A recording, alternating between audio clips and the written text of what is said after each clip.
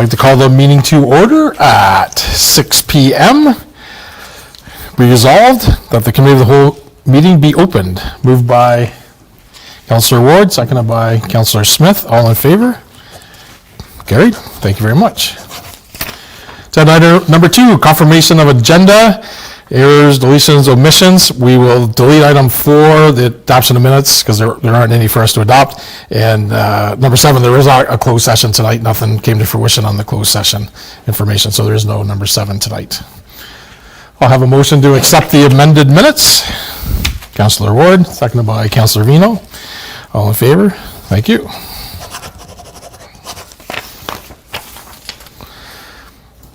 Number 3, disclosure of pecuniary interest and the general nature thereof. Anybody disclosing? Seeing none.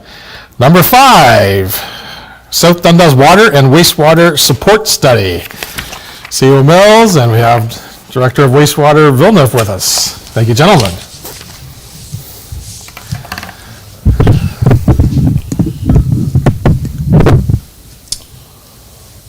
Good evening, council, staff, and members of the public who are watching this evening. I'm going to bring an action report to you tonight with Manager Villeneuve about infrastructure rate and unrated capacity study.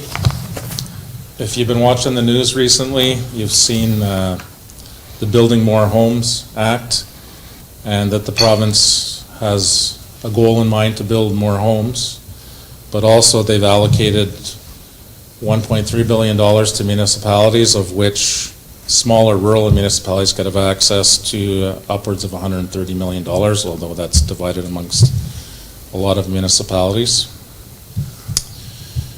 We have also, as staff, been working on vacant properties, and this is just in draft, but I'll just show you. So we have vacant properties we own. There's those that are privately owned that are not on here, but also agencies and or ministries that also own land within the municipality that we need to take stock of. Why I'm mentioning that is we're trying to gather as much information and data as we can, so that when either a developer or the province or whoever wants to put money in the municipality's pocket comes calling, we're ready with all of the data, of which this study would be one of them. So we currently don't have a rated and unrated wastewater capacity for Morrisburg and Iroquois. And this study would give us invaluable information for growth and quantity of wastewater volume for our system and what we can handle. What we have for you tonight is a proposal from EVB Engineering. Just of note to council, as per our procurement policy, we can sole source. I've noted it there in number 3 under our procurement policy 11 when it would be either impractical or uneconomical. I think the timelines are tight for us to get this information together, and it's also the unknown of when we can get it together and when we'll need it. And when one supplier can meet the specification or technical requirements or possesses unique skills or can handle the required deadline, of which we know that EVB can. The scope of work is outlined in the proposal from EVB, but really what we need to discuss is how we're going to pay for it and how we're going to break down the tasks. So that's why I have Manager Villeneuve here with me, but I'll finish my part by saying that the most important part is data collection and a base plan and allocating funds that are in one spot of the budget for 2023 into another spot of 2023, and then a proposed plan moving forward. To simplify it, we've allocated $50,000 for a study in terms of providing water and wastewater services and studies to our partners in the municipality of North Dundas, and we would like to reallocate that to this study, and we recommend that the funds be transferred as such. You'll see task 2 is determine and implement a flow monitoring strategy And task 3 is hydraulic sewer model preparation. Thank you, CEO Mills. Questions, comments on the proposal recommendations? Deputy Mayor? Yeah, through you, Rod, read through the proposal. I think this is something that we've talked about for a little bit. I think with the number of applications that we have seen over the last few months, I think it's evident that when a developer does come into South Dundas, it is important to have this base information for them. So there's some fact finding, and in my opinion, this is part of our investment as a municipality to help with the growth and the development of our serviceable lands.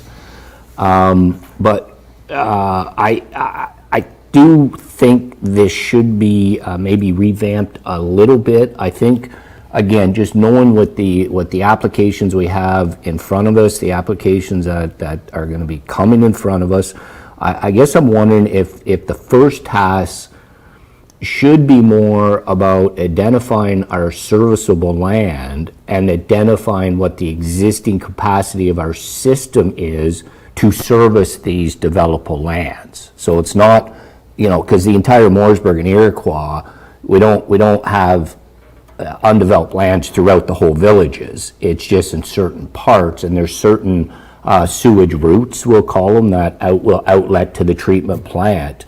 And I guess I'm just wondering out loud if that's not the first task, because that's our immediate need. And I don't want to do this, hodgepodge sort of Band-Aid solution, but I think I'm just wondering out loud. I'd like to get your feedback, Dennis, if that's okay, and my other councillors, if that's really not what our first priority should be. Is let's identify our serviceable land.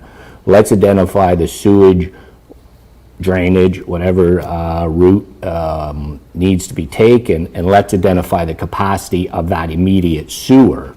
So then when hopefully later this year or next year or the third year, this council and we're ready for developers to come on board with these particular lands, and then continue with the program throughout, continue with the data collection throughout Mooresburg and Iroquois, Williamsburg, continue doing the hydraulic sewer model for throughout, but just let's concentrate just on the serviceable lands now, and then move forward with the other task.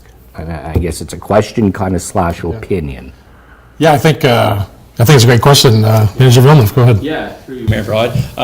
So that is actually what we planned on doing. We planned on targeting the areas like Billings, and we have the industrial park that there could be future growth in there, and then obviously future growth to the east. Them are the areas we're going to target it. But at the end of the day, we're going to need to get the whole scope of this project done, like task 1, 2, task 2, task 3. But you're 100% right. We can focus on the areas that the development's going on right now. Subsequent. So was there any discussions with EVB on if we wanted to do that? Does that change their task 1 and the cost to do that work? I never actually asked that question, but I know that when I was speaking with EVB, I told them I wanted to identify like Billings and industrial, and actually the plaza is another one, and out to the east. So if we'd like to change the scope of the work and go that direction, we can, and eventually do all task 3 we can. Yeah, well, I'd like to get an opinion from my fellow councillors, Dennis, if that's okay. Because there's the way that both towns are developing right now. I think we're eventually going to need all the tasks done.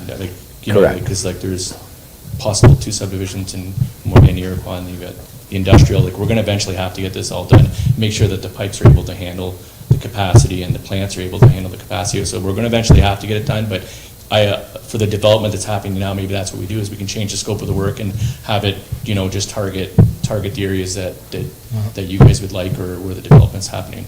Or where we think is, through working with the staff, where we think is the best targets or the immediate targets to hit.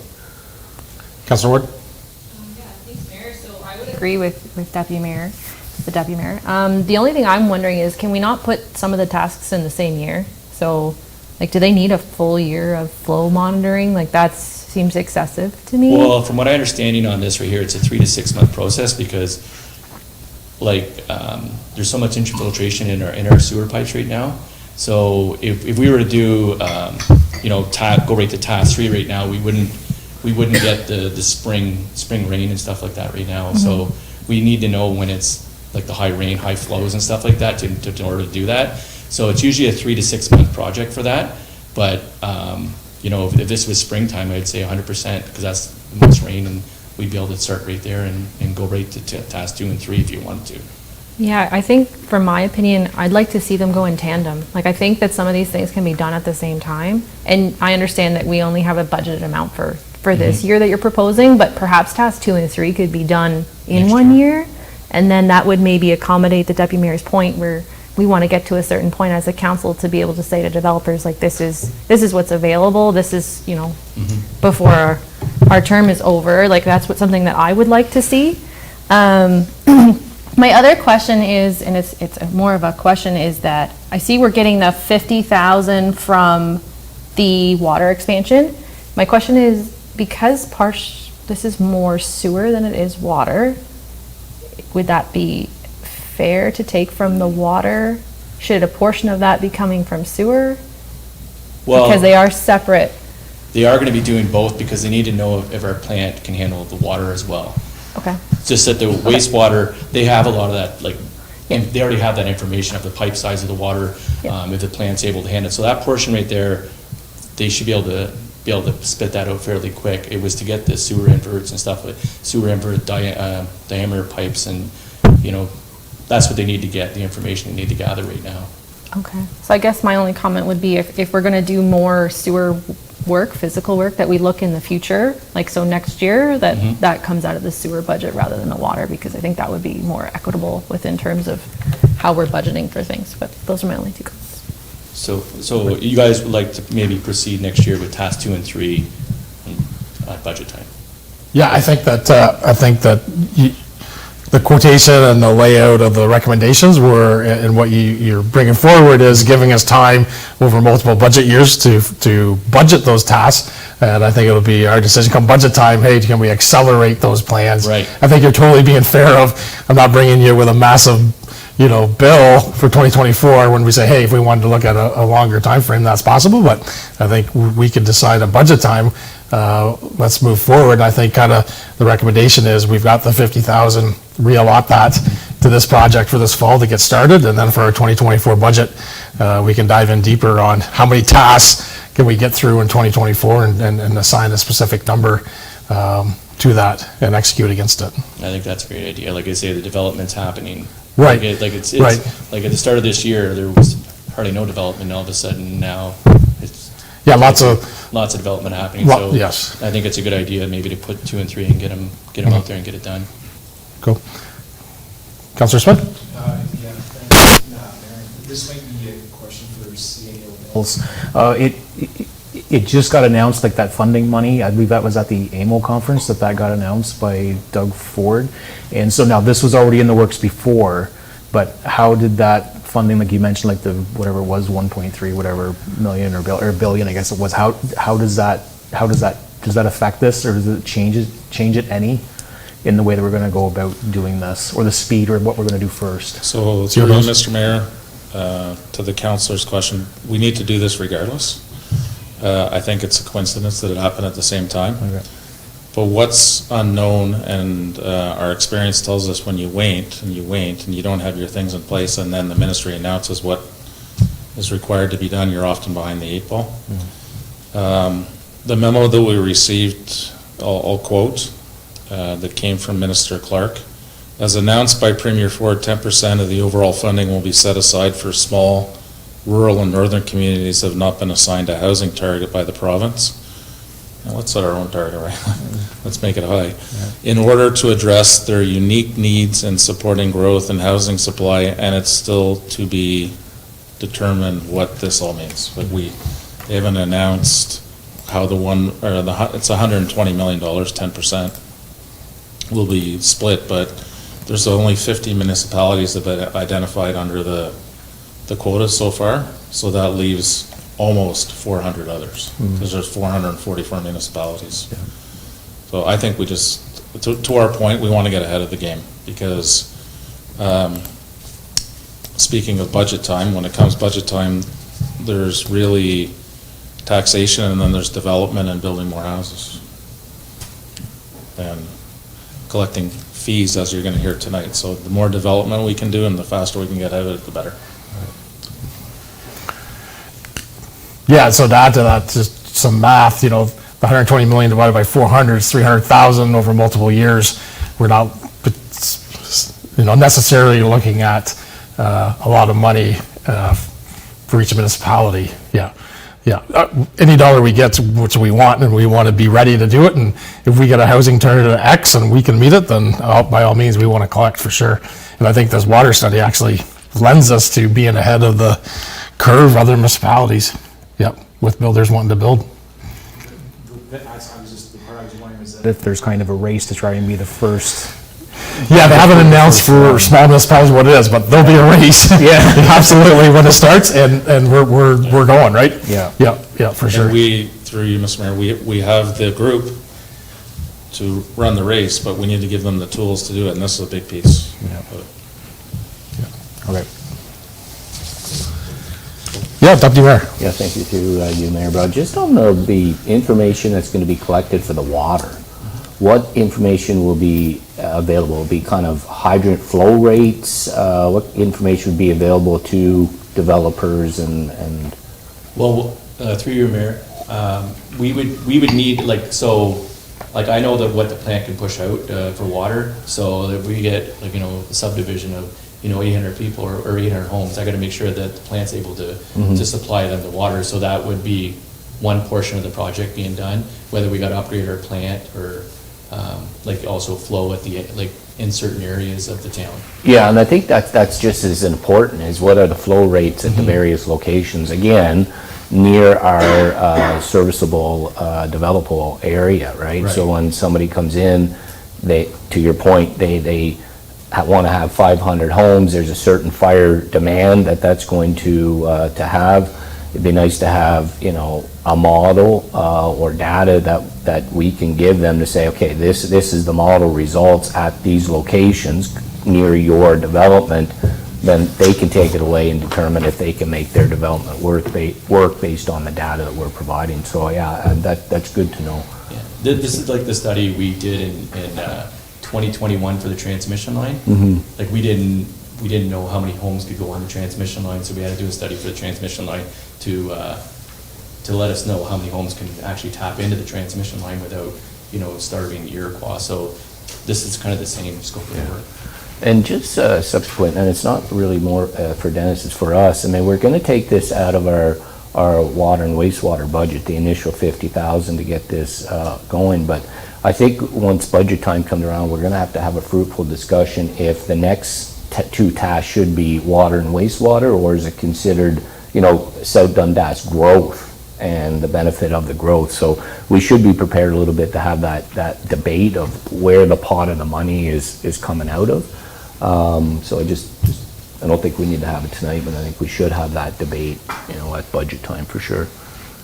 Yeah, we'll call on finance to explain the differences as well, so we're clear on that suggestion, for sure. And it may be a shared, whatever, discussion on that, for sure.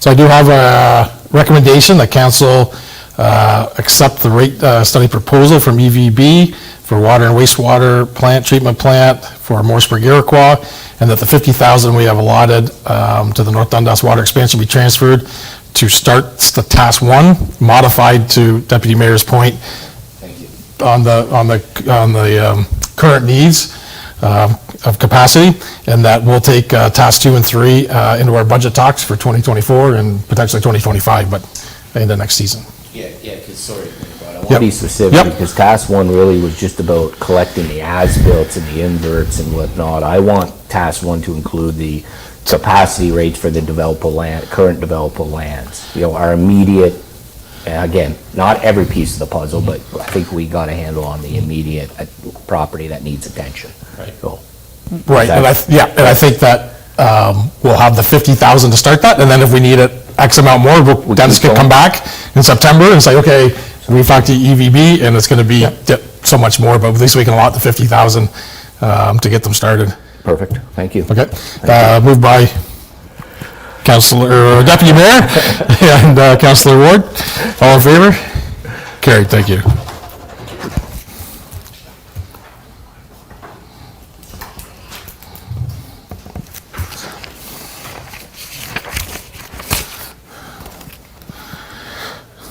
Okay, thank you for the staff report. Next up, a discussion items. So under 6A, fees and charges.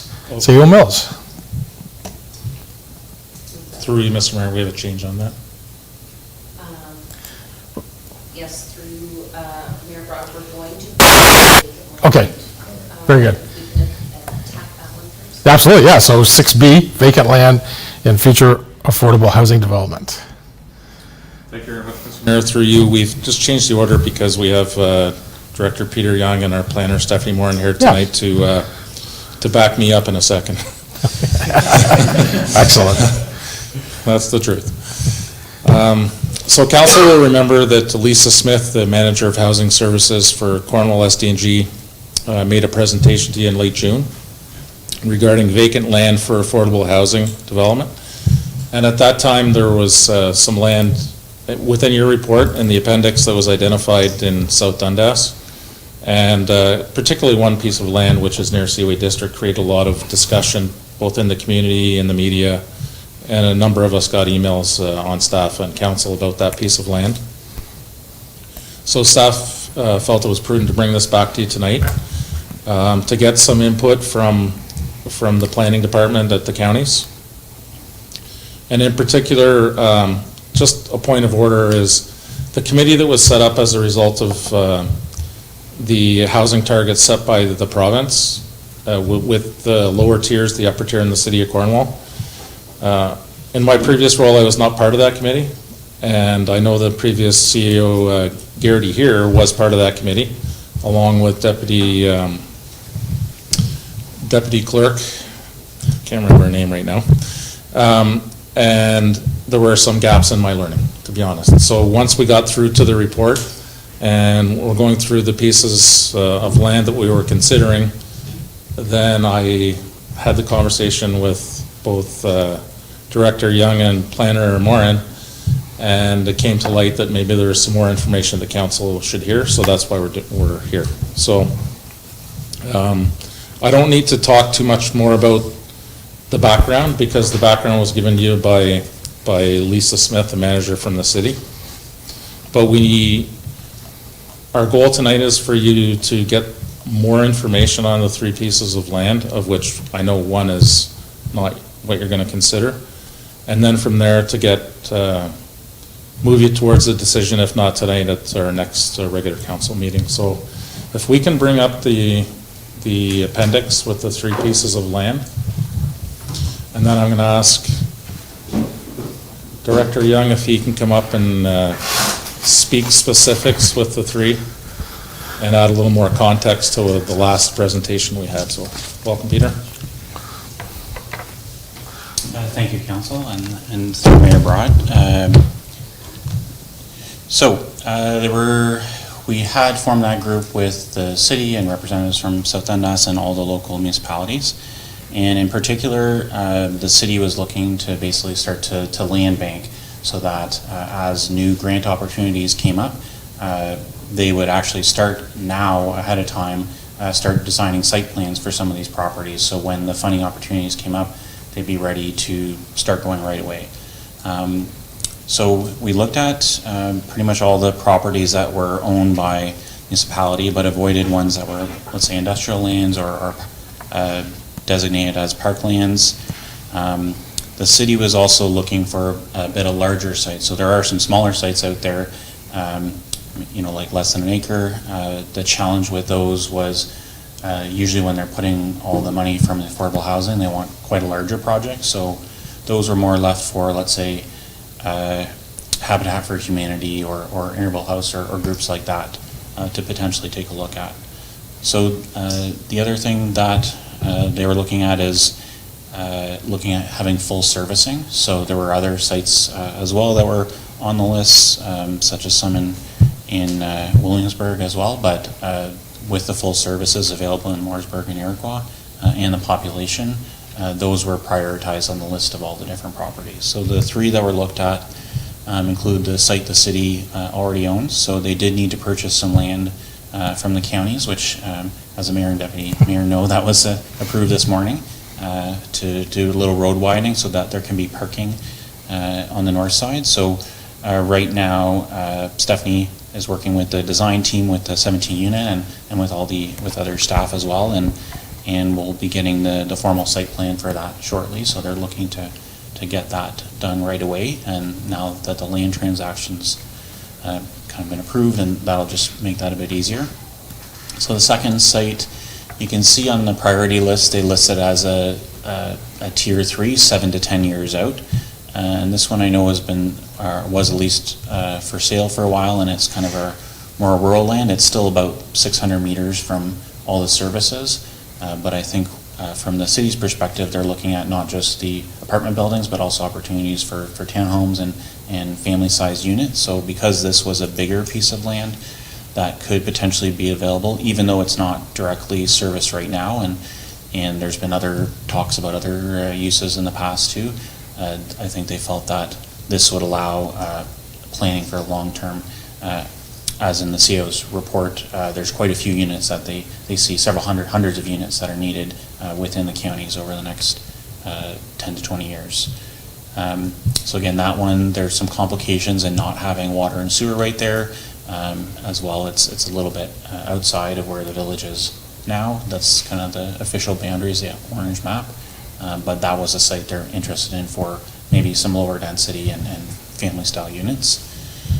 For the site across from Seaway, so it's about 2.85 acres. The parking lot, outside the parking lot, it's about 2 acres, which is the same size as their other site in Mooresburg.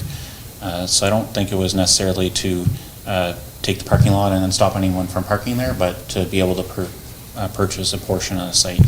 I know in some of the other municipalities as well, there was a large site that was potentially available, but they were just asking, as you plan for the future of this site, would it be possible to reserve some of this property for future affordable housing? Again, so that they can start to plan, do the site plans, start to get concepts ready when the next round of funding becomes available. Because usually you don't get a lot of notice. You have, let's say, 60 to 90 days to put your application in, and you want something that's shovel ready. In the past, it's been more sites in the city that were all kind of shovel ready, but their priority has been now to make sure that the county is also getting a equitable share in those sites. So we didn't get any too much more detail than that, just that we'd have to be looking at the parking, make sure that's still available or can be replaced, or in Ross video they have a shared parking arrangement with depending on the time of day. Maybe that's a better solution, but I think at least, let's say, 1.5 to 2 acres of that site might be potentially available if council wishes, and the reasons, of course, as mentioned, it's close to park, schools, shops, everything like that.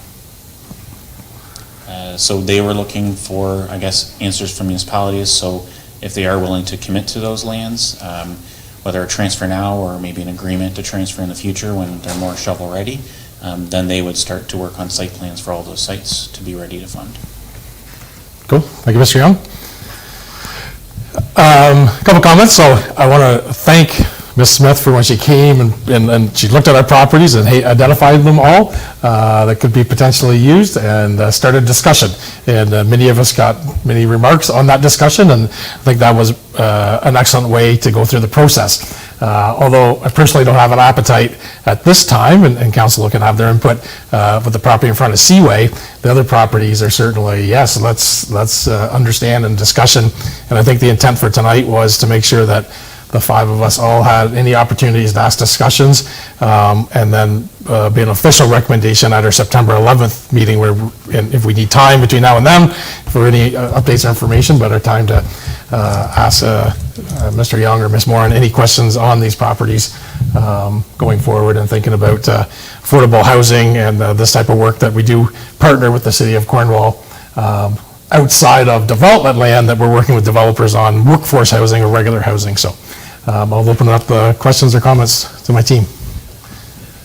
Deputy Mayor. Thanks. Through you, Mayor Broad. I tend to agree with you, what you're saying on the 3 parcels. The first 2, obviously the first one, it's already going.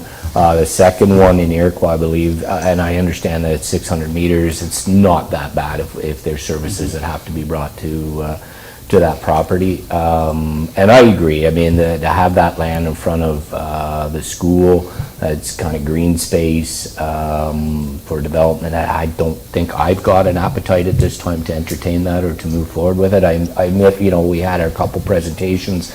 I took it that that was kind of the start of the consultation process and to start getting feedback. So yeah, the 2 out of the 3 is my preference. Again, there's been somewhat of a strong presence that some of the people in Iroquois have an appetite not to develop in front of Iroquois as well, and I respect their opinion on that part moving forward. Councilor Smith? Thank you, Mayor Broad. Yeah, the one in Morrisburg is already underway, so there's no problems there. The one in front of Seaway, whenever we first heard about that, my first thought was no. Even though, of course, it's the perfect size, right close to everything that is needed, it would be like fantastic. It's unfortunately it's in the wrong spot. So the property that's on number 2 highway, I would be in favor of doing something there, but my question is, the entire property is about 14 acres. Exactly how much of that or all would they be interested in taking? Would we just be talking like 4 acres, leaving us with 10, or how exactly would that work?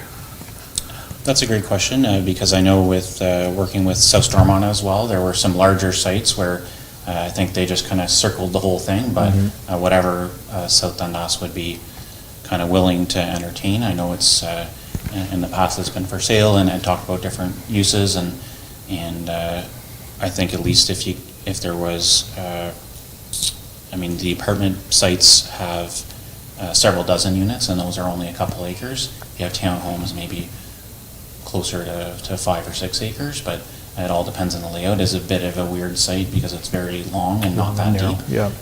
So I think it would just be, let's say, a percentage-wise, and then leave it up to the city to develop a concept on what could work for them.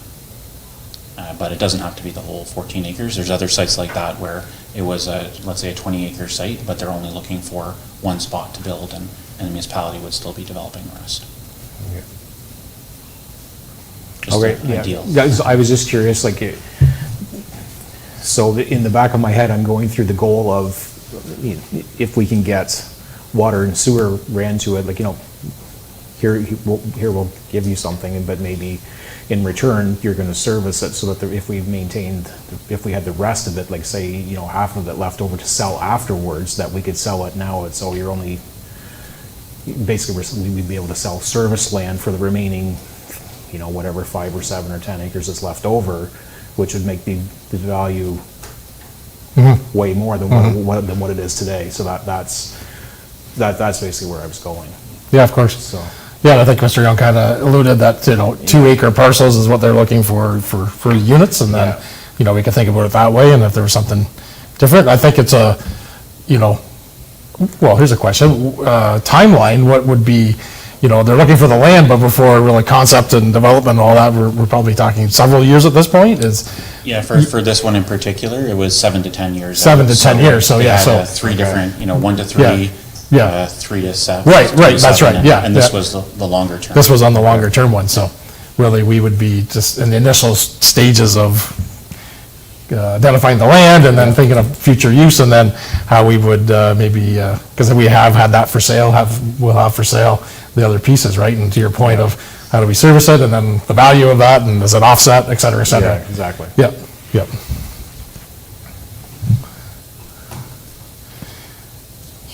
Any other questions, comments?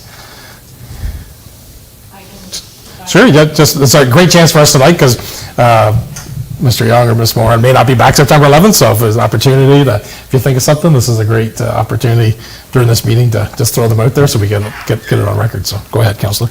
Yeah, so I'll admit, I actually thought that the property in front of Seaway was an ideal place. Walkability, it's close to the school, it's close to amenities.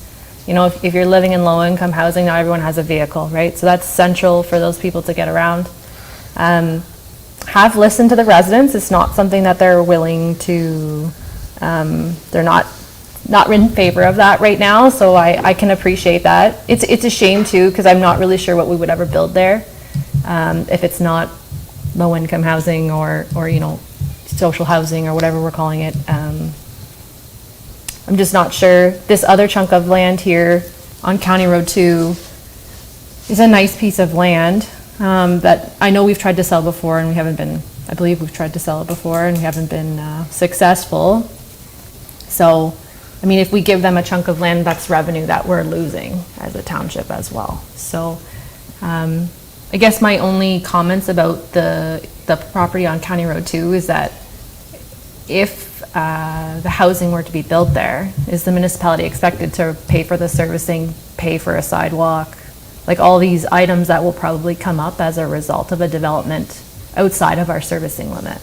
Like, are those things that we're gonna have to consider 7 to 10 years from now? Do you know the answer to that? It's a good question. It's certainly possible. I think generally the city would try to wrap a lot of these things into like a funding or a grant application in terms of putting the servicing, but there's other properties too that are across the road, so it could be funded in other ways too, in terms of municipality just paying to put services or charging under the municipal act and recovering the cost back, but we didn't really get that far in direction, more kind of land banking at this time and hoping to fit into a grant, but if not, looking at a partnership. I think through you, Mayor, that's important information for me when I look at land, because if we're gonna, I know 600 meters is not that much, but in 10 years from now, it could be. I just have concerns, like if we're gonna put in a sidewalk and we're gonna be responsible for plowing the sidewalk, and if, you know, water main, sewer main, these are all expensive adventures to go down for this piece of property. Anyway, so, and I guess what we just talked about is a servicing study.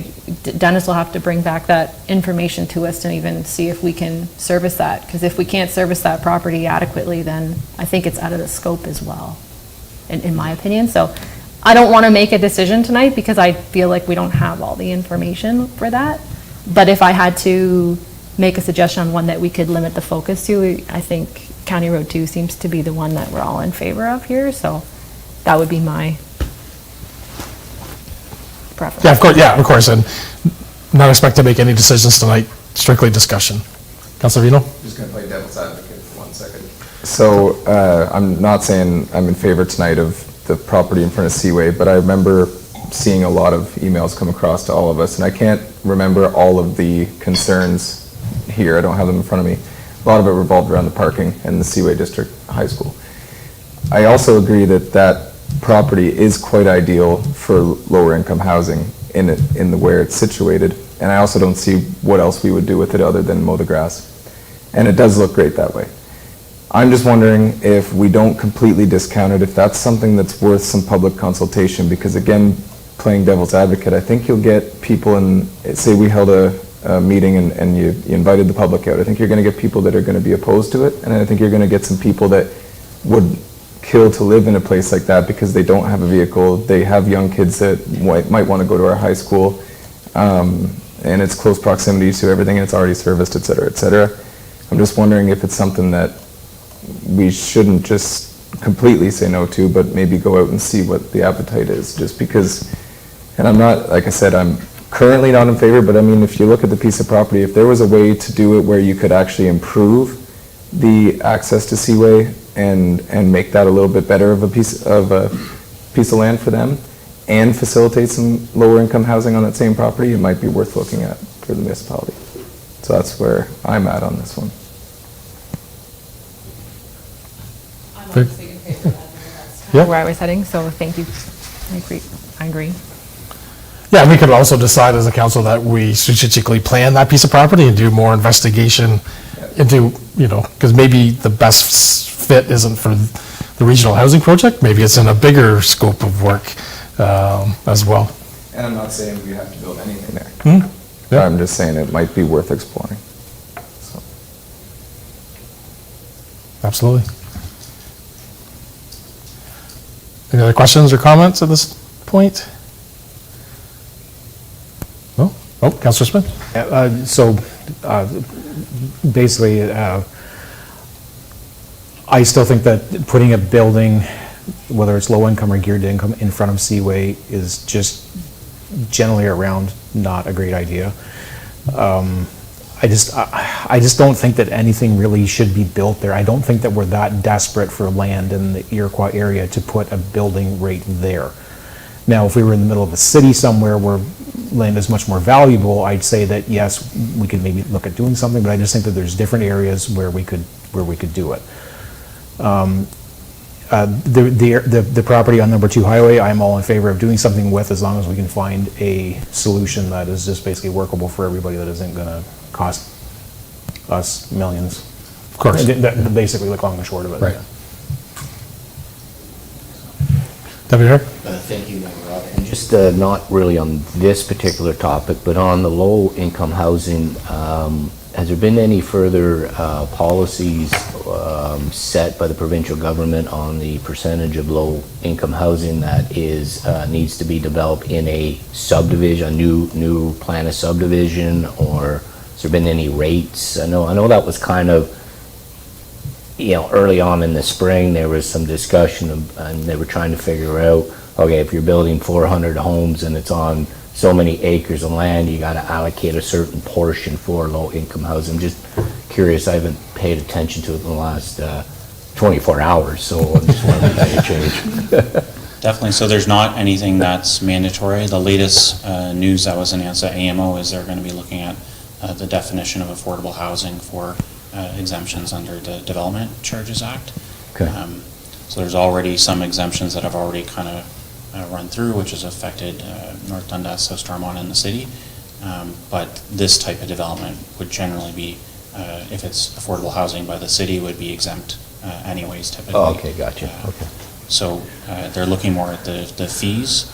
There is potential for things like inclusionary zoning, where you have a certain percentage that are required to be affordable, or you look at cash in lieu, but at this time, it's not a thing a lot of rural municipalities. It's more Toronto and Ottawa that would be kind of looking at those, just because the level of affordability challenges are even greater over there. Yeah, okay, thanks, Peter. Thank you. Councillor Ward? Ask if what we've talked about gave staff direction, because I'm a little, are we directing staff to do something with this, or are we? So if we have any specific follow-ups, we can request staff to bring that back for our next meeting, but we would welcome an action request from staff in September on the piece of the property that we'd be willing to. Should we to do work on. public consultation first, though? Just before we make a decision? Like, I don't know. I know it's not required. It's not required, so I just, to Councillor Vino's point earlier, I'm not sure if we should just pick one in September. Zero Mills? So through you, Mr. Mayor, as far as direction, what I heard was one property is yes, one property is consultation, and the other properties come back with more, is maybe coming back with more information that would include studies on infrastructure, specific, mainly water and wastewater.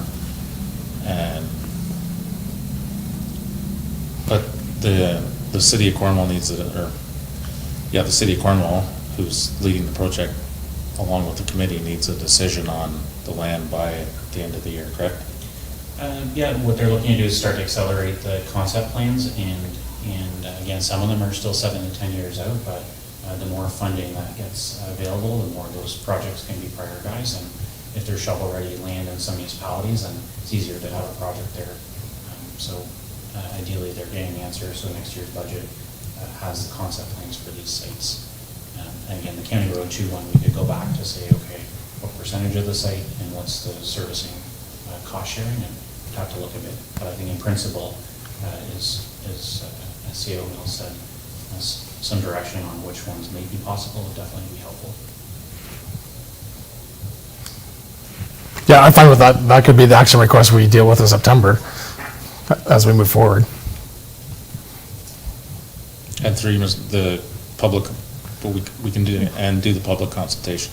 Sure, on that property, because that could lead us, to my point originally, is that maybe it's for another use as well, right? So the public consultation will give us an idea. And the timing is not bad on that, because everyone's happily going back to school next week. So. Correct. See how busy the parking lot is. True. Okay, so that answer your question, Councillor Wood? Yep, thank you, I just wanted to make sure. Yep, no. Very good. Thank you, Mr. Young. Thank you, Stephanie.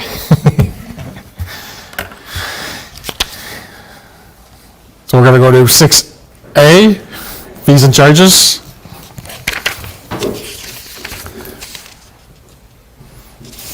Clerk LeBrun. Thank you, and through you, Mayor Broad. In front of you is a report. We're here today seeking a little bit of direction from our councillors and our council from South Dundas. So we have a fees and charges bylaw. The purpose of this bylaw obviously is to charge user fees for services provided by the municipality. Typically each year this bylaw is reviewed, and you probably remember Director Jensen coming sometime in March to update the fees and charges for recreation. However, there were a number of departments that we didn't really touch on. So it is a big bylaw, so we are kind of looking for a little bit of direction from council tonight on how they want to see if any changes to this bylaw to ensure that we are consistent with our updates, and for council to kind of consider administrative costs, inflation costs, and enforcement costs. There may be a need to review the fees, potentially increase them to cover those items that I just mentioned. So we do have our consultant, our planning consultant here, who is going to speak specifically on our planning fees. I think this would probably be the larger fees that we see day to day. And I know that she's prepared a few suggestions and looking for a little bit of guidance from council today on how we should move forward with implementing these fees. So I'll ask Stephanie to come up and we can kind of start the conversation. Question, Clerk Yes. LeBrun, just before we move to Ms. Moran. So today, our bylaw, just so we're all clear, Yeah. so our bylaw today dictates the fees. The only time the fees change is when a staff member comes forward with a recommendation to change a fee. Correct. So constant review of the fee is the only way fees change. Correct. Correct. So in potential action requests in the future, A, is that what we want? And then B, are fees today where we want to be? Some things for us to think about moving forward. Okay, thank you.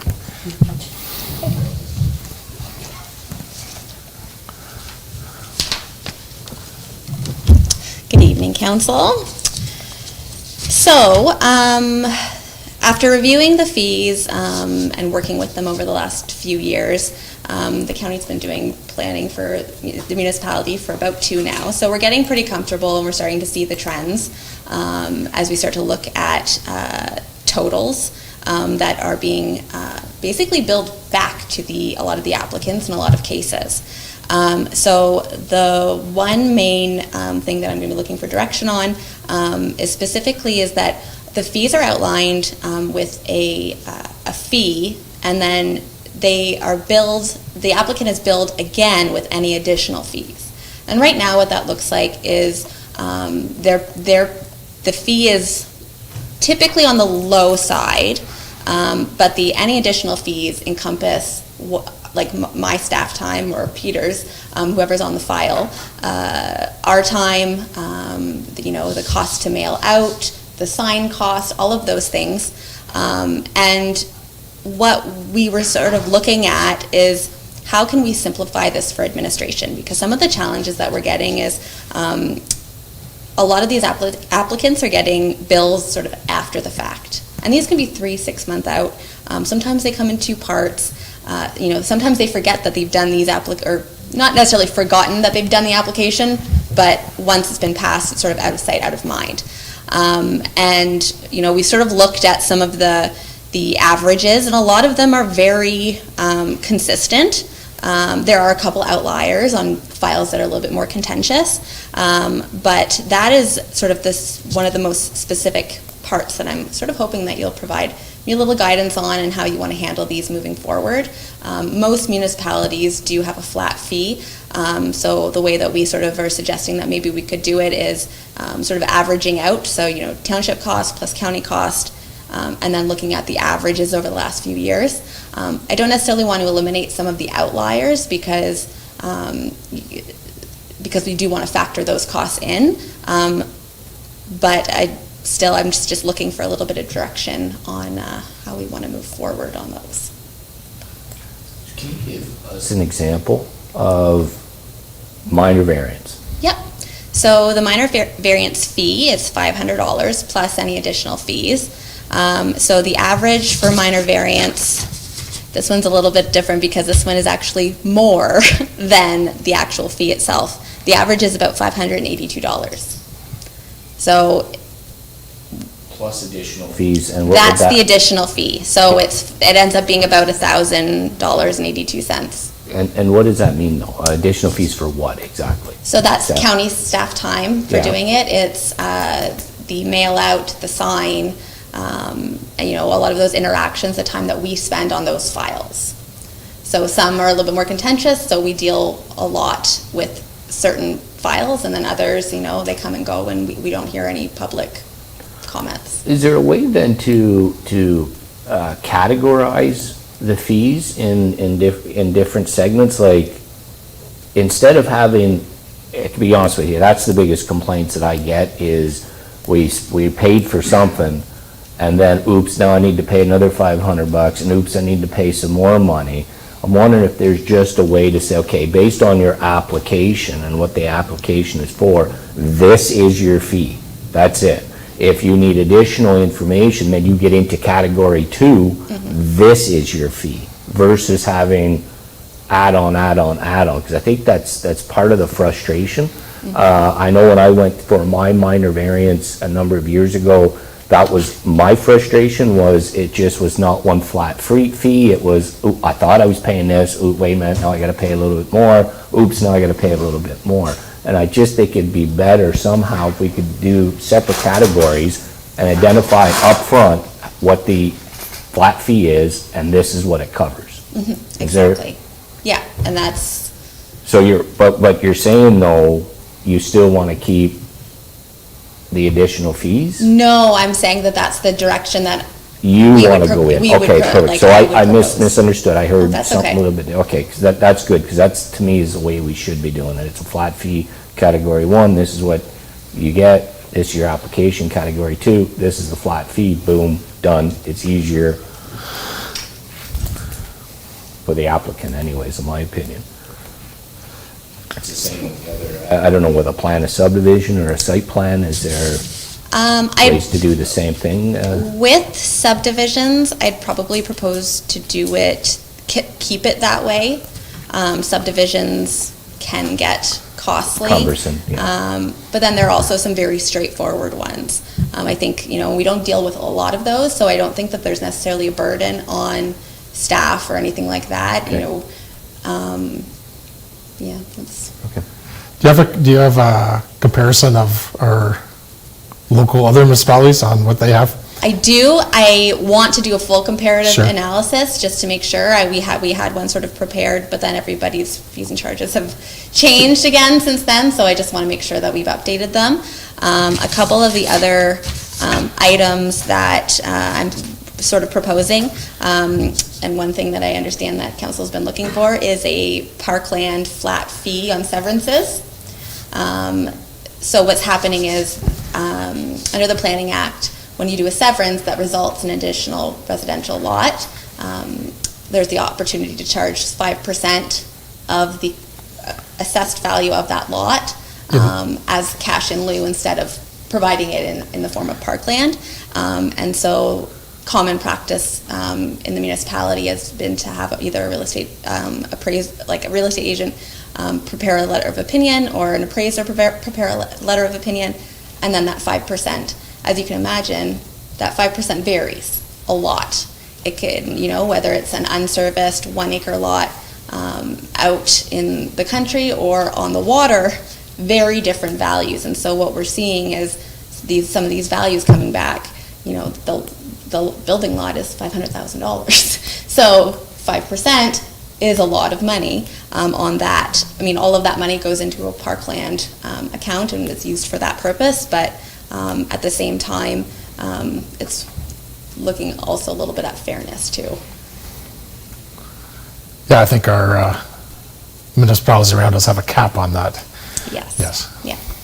So North Dundas, for example, they're $7,500 or 5%. If it's going to be that much cheaper and they can prepare, or they can have an appraiser prepare a letter, then I think that is fine. But for the most part, I think I think a cap. Okay. Cool. Councilor Ward? So I understand that the $500, let's go back to the minor variance just so I understand. So the $500 is the application fee, and then $582 average is your planning consultant time on the file. Mm-hmm. So where does the $500 original dollars go? I don't know. Okay. I don't know. I don't know if it's sort of a fee up front. But it's not going to cover your time or supplies? Not to my understanding anyway. So my opinion of that is that $1,082 for a minor variance is a lot of money, and we should really look at where the application fee is going first, and then it really should just be their time. I don't know why we would be double hitting. That's what it feels like to me. If that's how we're doing all of these, then I'm not sure where that planning revenue is going. Because it really should be going to our consultants and the supplies that they need, right? Not some bank somewhere. Yeah, we're not trying to generate revenue from it. Yeah. We're just trying to cover costs. Correct? Right, that's what my understanding was. So I think I'd like to see a flat fee too. To be honest with you, it's just easier. That way people know exactly what they're getting into when they apply. But I'd like to understand, I don't think we should be charging $1,082 for a minor variance. That's a lot of money. So I'd like to understand where that application fee is going. I also just had a comment. I noticed we don't have any deposits or securities. I've seen other municipalities that have, deposits and securities like on subdivisions, and Yep. you were talking to the deputy mayor about that, and I'm just not sure if we put any additional fees, or we just have them put down a deposit and we withdraw from that deposit as we go, right? And then any money that they don't need, we just give back to them. That would be my preference, because I think just maybe is a little bit easier, because then you have that money up front. You don't have to worry about anybody. Not that I think that everyone would walk away, but sometimes, right? So Yeah. The securities for bigger files, a lot of it falls in a few of the bylaws as well as subdivision design guidelines. And I think going back, I think there may have been some inconsistencies in the past on those, and I'm not sure if they were fixed at all, but it's something I'll go through with fine-tooth comb and make sure about. From my experience in the past,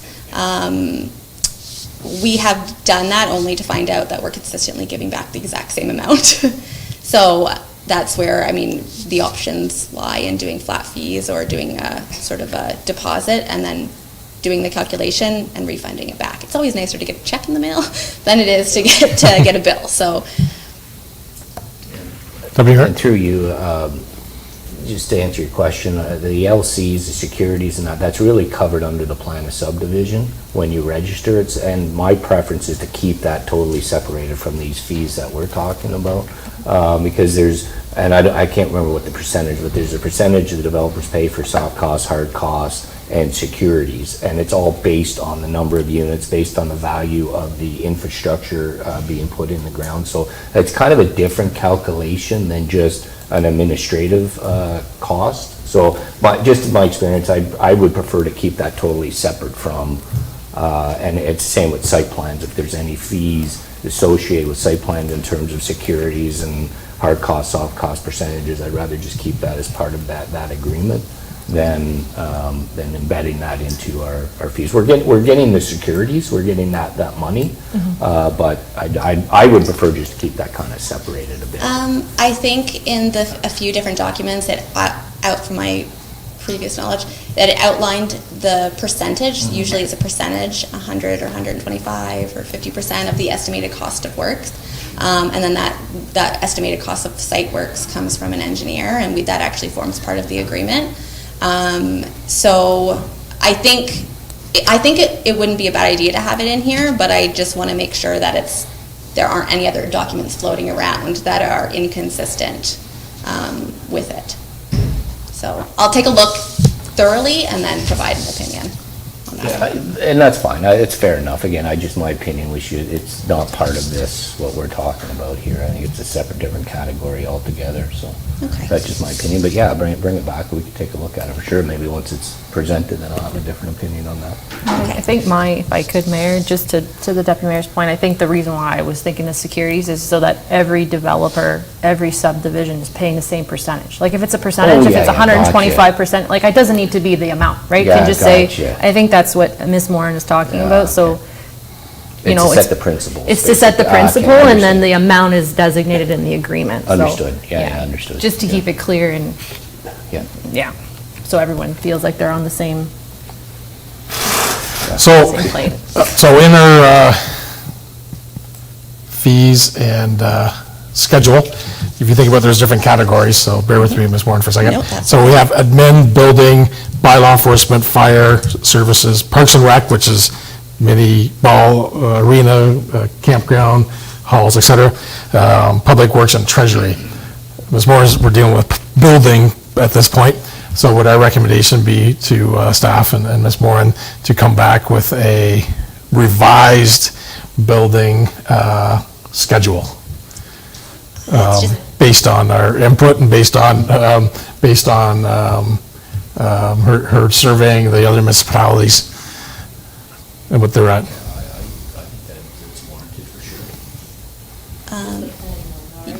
Yeah. Plan, yeah, sorry, on the planning side, yes, yeah, under building planning, yeah, yeah. The planning pieces, yes. And just a couple other items. So as a result of the delegation bylaw, the planning delegation bylaw, we don't have any reduced fees for part lot control applications or zoning amendments related to surplus dwelling consents. So I was thinking that this would be a time to have an additional item, just because they're delegated now. You don't require staff time to prepare a report. The bylaw still needs to be prepared and needs to be reviewed, but some of the cost in the zoning amendment no longer applies to surplus dwelling severances or part lot control bylaws. And then the only other thing that I had is an item for renewable energy. We've had a recent inquiry about the potential for maybe a battery plant off of one of the lines. So it's just in terms of keeping it very general, but just having a fee related to any renewable energy projects that might come up in the future.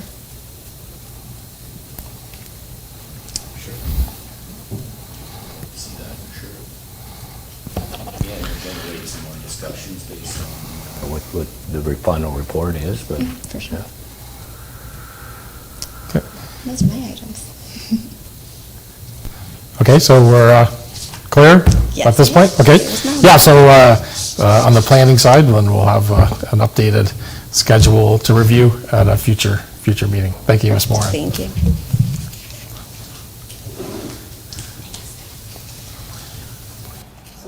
Mayor Broad, just to kind of wrap up this discussion, as you mentioned, there's several other departments who have fees, so our staff's intention is that each department will be reviewing their fees. If there's any additional fees that we're going to recommend, we'll highlight those, or if there's any fees that maybe aren't relevant anymore, we'll highlight those as well. One thing I've noticed in some of the research that I've been doing in other municipalities, are there some items that the bylaws written in a way that certain fees are increased by CPI every year to keep up with the cost, specifically in the building department. So looking, I guess, for some feedback, if that's something council would consider entertaining, if we brought forth that data and kind of the comparisons from other municipalities, how that would look like if we implemented it in our fee bylaw. And also, if council is satisfied with, I believe the bylaw says that it's to be reviewed every year. If that's something that we still want to do, or do we want to amend the bylaw in a way where we're not revisiting it every year, because it is quite a robust, I guess, bylaw. So just kind of looking for council's feedback on that, what they would like to see kind of the next step. Sure, one thing, my thought on it would be that we set the fees and there is an ongoing adjustment based on something, so we could take recommendations on that. And then every 4 years, so the first year of council, that's the year they look at all their fees, can do comparisons within the community, see where they're at, and then the next 3 years, there's just the CPI increase or some, or no increase or whatever the recommendation is for that time frame. Maybe this way we're not reviewing it every year unless there's a specific item that, stands out, a director or manager could go forward and say, hey, we've had a big change in this area, let's revisit this one. But reviewing it every year where we could have a supplemental increase or et cetera might be a better strategy to have. Comments? Councilor Wood? One question is, I was looking through our fees and charges, and it's everything under the sun. And I was surprised to see water and sewer is under fees in the same bylaw. I've never experienced that before. Usually it's its own separate bylaw because it follows the financial plan for water and sewer. It's not necessarily, it is set, the financial plan is set by council and agreed to by council, but generally it doesn't really need to be reviewed every year because it's based on the financial plan. So I'm just wondering if all of them need to be in one bylaw. Is that staff's preference? Maybe it's easier. I just thought it was a bit, I actually didn't know it was part of that bylaw. I thought it was a completely separate one, so. So through you, Mayor Broad, to give some clarification, we actually did just combine the bylaws at the last amendment. So you're right, it has always stood alone. Okay. But in discussions with, I believe it was the deputy treasurer at the time, we thought just to have it all under one bylaw. But you make a really good point. So it might be something we have to kind of review to make sure that it does stand on its own and it doesn't necessarily, we'll have to do a little bit more, I guess, make sure that we're doing it right, I suppose, if we did combine these. Mm-hmm. I see they're in different schedules, so that's fine. I just wanted to give staff's opinion because we might not necessarily inflate water rates at the same rate as we would inflate everything else. Correct. So. And just a point of clarification through you, Mayor Broad, is especially for the inflation, what I've seen is it doesn't apply to everything. So it won't be one inflation, we apply inflation to every fee and charge. We would specify in our schedule what fees would be, I guess, impacted by CPI, whatever council chooses, kind of thing. Okay. If that kind of clarifies that. Yep, for thank you. Up here. Yeah, Mayor Broad, sorry, is that okay? I just knocked it over. Okay. I agree with you. I like the thought about having a structure that we do not have to keep visiting the fees every year. I did kind of like the county. They had the CPI, and then I believe it was a certain value. If the certain value went up, then it would be applied, but if it was only 50 cents or a quarter or something, then they didn't apply until there was a certain value that it got applied to. It just makes it easier. It makes it straighter. Everybody then knows who's using our facilities and using our municipal stuff, that they know that next year, if it's 3% CPI, maybe we could do a min-max as well, maybe we can get in that discussion, but at least there's no guesswork, at least there's no arguments, they know, our users know upfront, maybe $50 an hour to use the arena during the summer, next year it might be 52 because of CPI, right? So it just, in my opinion, it just makes it cleaner and easier. Subsequent. So I was reading through this stuff, in particular, the water and wastewater, and I just want to make sure, and I did pick something out. So we've got, and I still consider it a draft, design standards that I believe EVB might have developed a few years ago for us. I know in Dutch Meadows, they use the standards. In this bylaw, is all the standards being applied in this bylaw? Has that been reviewed against our design standards? And as one particular, sorry, Director Villeneuve, one particular thing is the water laterals. I'm noticing that it's just copper in the report or in the bylaw, but I believe in the standards it could be copper or IPEX. Yeah. So are we going to change back to copper, or is this? I guess that is, through you, Mayor, that section will have to be updated with the IPEX. Okay, so we should just, I guess you just go through it and we'll just ensure that it at least, if both documents are right, then they're both right. If they're both wrong, at least they're consistent one way or another, right? So, yeah, we should just review that on, against the design standards, just Yes. so there's no confusion. Thank you. Okay, thanks. Any other comments or questions on fees and charges at this point? Councillor Smith. Thank you, Mayor Broad. I think the ones that the deputy mayor were referring to about the fees from the counties, every fee that they had would go up by CPI every year, but it accumulated until it hit $5, I think, or something like that, and before they would actually do a fee change or something like that. I like that idea if we did that here, but it would be hard to apply that to everything, because some things are easy, like, you know, arena ice rental rates or campground rental rates or something like that. But whenever we get into some of the bigger things, like $500 or $1,000 fees, and maybe it might be harder to apply that. And I don't know if it's hard to paint everything with one brush, I guess is what I'm trying to say. Yeah, absolutely, and maybe we'll wait till staff take a look at what other municipalities are doing and how they're kind of handling it, and then the counties too on that, so. we'll Yeah, get the and full data, 'cause you're right. I'd love to see too, like just on the 5%, the Parks and Rec, basically what everybody else is doing, and then if we can just figure out an average or whatever, because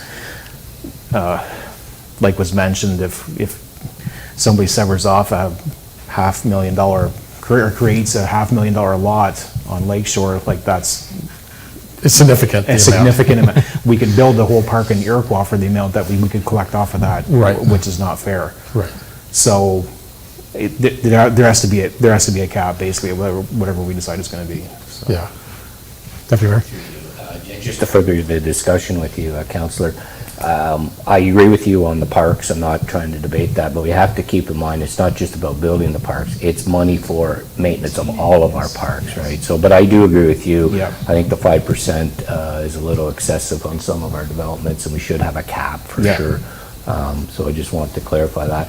And I also agree with you. I think there's some fees that, although Mayor Broad and I said about it makes it easier, I think you're correct as well. There's probably going to be some fees that doesn't make sense just to do the CPI that we may have to revisit based. Now, one thing I understand that we always want to gather up as much information so we're fact-based, but I'm always a little bit hesitant about doing something because two other municipalities do it, or averaging because of other municipalities. I mean, we got to do what in South Dundas, what we believe is right to do.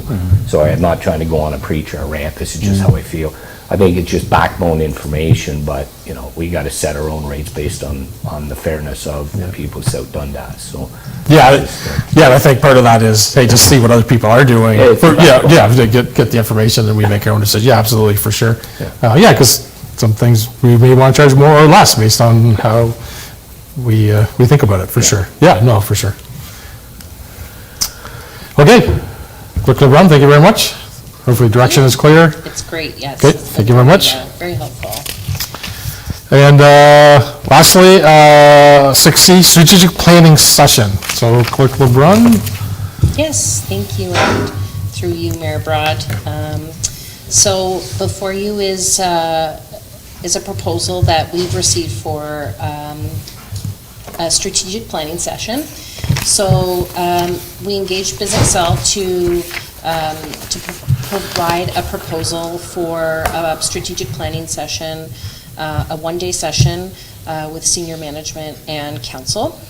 So staff will be facilitating the information gathering and outreach to the community prior to this plan, to our session rather, so that that we can gather as much feedback from our community as possible. So we have a survey that we're working on that we will be issuing to the public for about 6 weeks to get resident feedback on what their priorities are, what they would like to see from our Team South Dundas.